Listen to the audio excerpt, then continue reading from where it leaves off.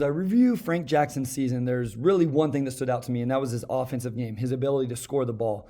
And his strengths, to me, start with his three-point shooting and getting to the rim. So we're going to start with his three-point shooting, where he shot 41% for the Detroit Pistons. That was a huge jump in his percentage. Hopefully that's a thing we can continue to see from him, shooting at that clip. All right, and so first we're going to kind of see the catch and shoot things.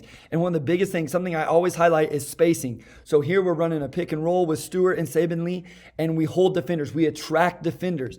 But what that does is it gives shooters a chance to get open and knock down shots. And that's what happens here. His defenders helping gives Frank Jackson a chance to catch and make the shot. That is huge. We have to have guys that can do that, especially with as much pick and roll as we're going to play. So either guys are going to help and he's going to make them pay, or guys aren't going to help and then we're going to be able to attack off the pick and roll. Here's another thing. Watch this one. Watch where he catches the ball and he never brings it down. That's how quick he can get off. So that's another component. So guys help just a little bit. See, Oladipo is getting there, but he's still able to get it off and knock it down. This is something Jeremy Grant started working on as well. We'll see if he continues next year. But on the catches it high, keeps it high, right into a shot. That's a big-time shot. If you've never tried to do that, go to the gym and try to shoot without really bringing the ball down. It's really tough. Here in transition, okay, again, puts pressure on the defense. We have good spacing. Saddiq Bey is going to cut through. Grant spacing the floor this way. Frank Jackson gets to the corner, again, forcing a closeout, and he's able to catch and knock it down. These catch and shoot threes that we're looking at really put a lot of pressure on the defense. And then I love his relocation. So watch what he does here. Again in transition, probably open, okay.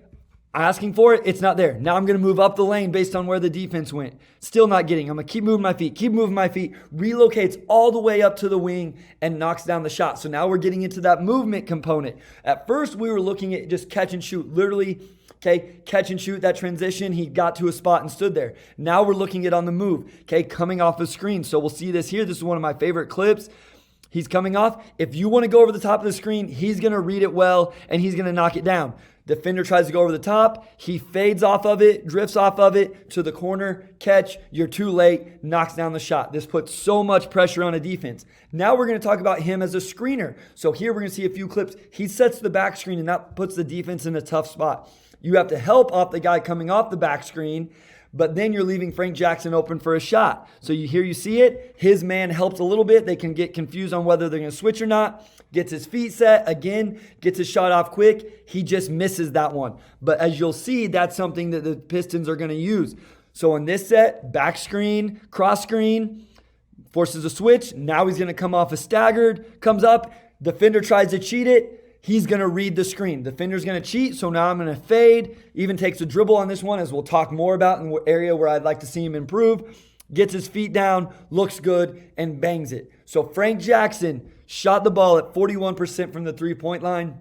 I hope that's something he can continue to do. I love his game. I love him on this team. And it's catch and shoot, gets it off quick, spaces the floor, and then as we saw, a little bit on the move and reading screens.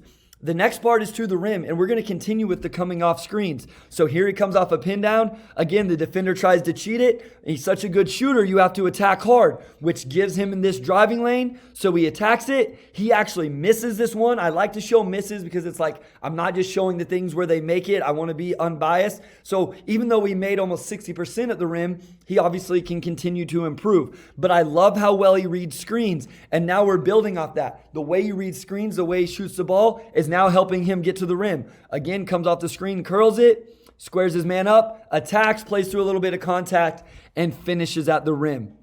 Now we're going to look at in transition. Okay, I don't know that he's a quote-unquote point guard, necessarily your primary ball handler, but he can do this. Attacks Russell Westbrook and the Wizards in transition, and I love this extension on the finish. Right here, extends out away from his body, okay, puts it high off the glass, gets it away from Russell Westbrook who can't get the block, and a nice finish in transition. We're going to see another one here in transition. I think this is the one that kind of surprised people. Like, man, there's some bounce there. Attack Garland, goes off 2 feet, gets up, finishes with the dunk. That was one of my favorite plays for him as well, just because he showed some of that bounce and athleticism that I'm not sure a lot of people realized he had. And then again, now he's got a little wiggle, okay? Goes up, defender cuts in front of his face, up and under with it, okay, and scoops it off the backboard. So a nice finish there in transition, okay, not just going by somebody, not just finishing high at the rim, okay, with the little the swing through and then the finger roll scoop finish.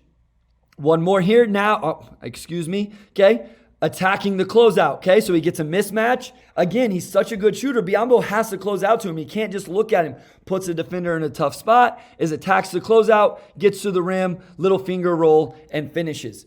So as I looked back on Frank Jackson's season, there was two things I was really impressed with. That three-point shooting, again, not just catch and shoot, but on the move, in transition, relocating, so many aspects that made him a good shooter, and then utilizing those things along with some sneaky good athleticism to get to the rim and finish as well.